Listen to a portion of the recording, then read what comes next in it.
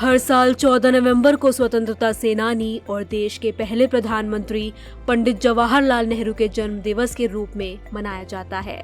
उनकी जयंती पर राहुल गांधी से लेकर पीएम मोदी समेत कई बड़े नेता श्रद्धांजलि दे रहे हैं।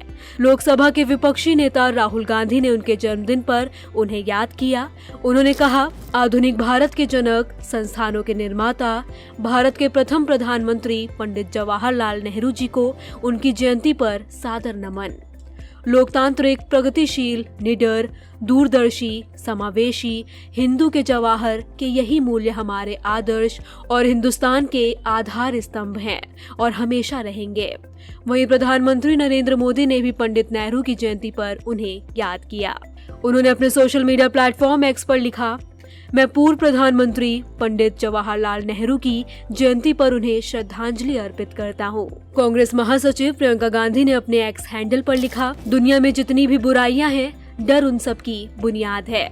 दशकों के संघर्ष और असंख्य कुर्बानियों के बदले जब हमने आजादी हासिल की, तब भी ऐसे लोग थे जो भोली भाली जनता को डराने और बहकाने की सियासत करते थे।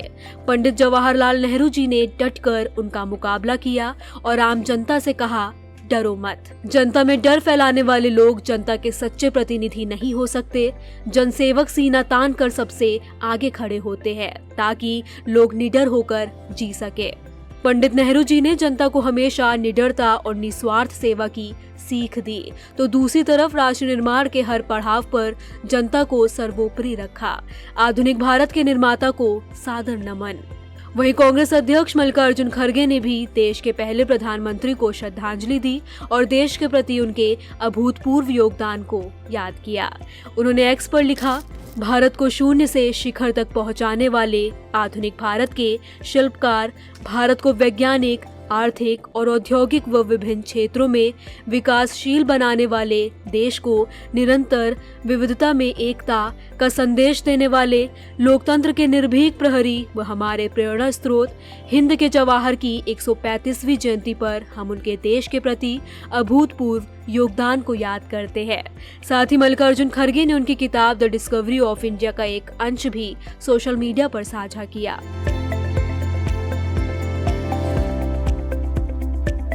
दिल्ली के मुख्यमंत्री अरविंद केजरीवाल ने पंडित नेहरू को याद करते हुए लिखा, भगवान ने हर बच्चे को एक अनोखी प्रतिभा देकर भेजा है।